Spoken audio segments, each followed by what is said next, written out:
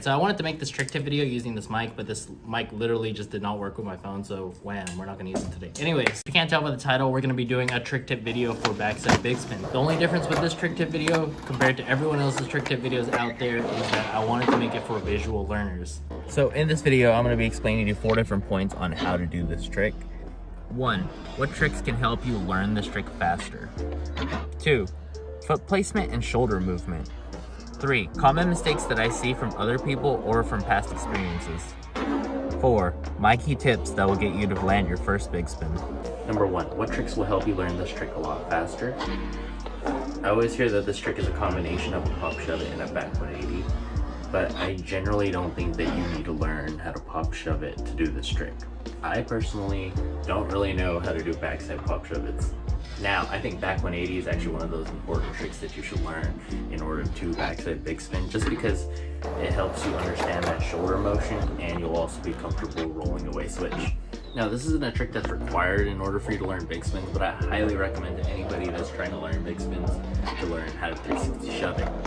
I know I said a pop shove it isn't important in learning how to backside big spin, but I think a 360 shove it, on the other hand, is actually one of those tricks that will help you learn how to do backside big spins properly. So the reason why I don't think a backside pop shove it is important, but a backside 360 shove it is important, is because the backside 360 shove it is the same concept as the big spin. The only difference is that you're not turning your body 180 degrees. Number 2, foot placement and shoulder movement. Alright, so for this trick, I like to set my back foot on the tail really flat. And for the front foot, it really doesn't matter where it goes. It could be parallel or pointed. Personally, for me, it works best if it's pointed, but the only thing you're gonna do with your front foot is really just lift up. With my back foot, instead of creating a scooping motion, I pop directly down. That way the board will stay directly under me and it prevents the board from flipping. So for the upper portion of your body, you can see that in this clip right here before I do the big spin. Before I even actually pop the trick, you can see my shoulders are open and starting to wind in for the backside 180 turn. That way, as soon as I pop the trick, I'm already 90 degrees in for the big spin and I only have the remaining 90 degrees to turn. That way, you're not turning too late and you're not missing the board whenever it comes around for the full 360 shove it motion. Number 3, common mistakes. So a common issue that I hear for big spins from a lot of people is that the board shoots away from you or that the board flips. And this common issue can easily be fixed by just fixing how you have your back foot. If you ever watch someone do a tray flip, comparing it to a 360 shove it, and you watch their back foot, the back foot is actually the part that makes the board flip, and it's actually not the front foot. If you watch this video of me doing a tray flip right here, you can see that my back foot is actually more pointed and on the ball of the foot, and it's doing that scooping motion, which is creating that board to do the 360 rotation, but it's also causing it to flip.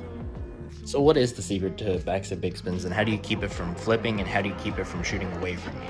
So like I've been saying, the secret is all in your back foot and the way you have it. The way I like to do it is I keep my foot away from that pocket that you would for a tray flip, and I like to keep my foot really planted on the back of the tail. And instead of popping with the ball of the foot, I like to pop directly down with my whole foot.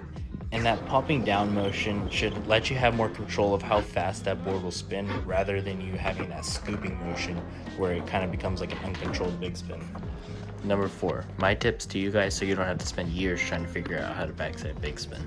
So one of the main things that helped me do backside big spins consistently was learning how to do them in place. Learning how to do them in place without moving really taught me how to keep the board directly below me and not shooting it away from me. I know a lot of people think it's a waste of time to learn tricks stationary or do them going really slow, and it's a lot harder, but in my opinion it's actually a lot easier because you have less variables that you have to worry about. So with the backside big spin, I like to picture myself being inside of a square, and I like to box my shoulders in. And whenever I do that 180 motion, I try to picture myself going from point A of the square to point B. That way, I manage to keep the board directly under me, and I don't overshoot the board somewhere else, and I try to stay centered above the board and in that little square. And I feel like that's like the best way to do a solid big spin, is just being able to keep it directly below you and just picturing yourself going from one half of the square to the other half of the square. Thank you guys so much for watching this video. If you guys are anything like me and have a hard time learning from just being told how to do something over and over, and you have to actually like watch and visualize how to do it, then I hope this video really helped you guys out, because that's just literally the type of person I am, where like you can tell me how to do something 100 times and it probably won't still make sense unless I actually physically do it or I watch how it's done. So if you guys think I should make more of these kind of trick tip videos, then leave a comment down below and let me know what trick I should do next. Also, I'm sorry that I haven't posted in like 3 weeks now. I've been dealing with a lot of things and there has been a lot of changes in life lately. And I guess the next video that I'll be posting will be kind of summarizing what's been going on. But overall, thank you guys so much for the support. Stay tuned until next week's video and see you guys later.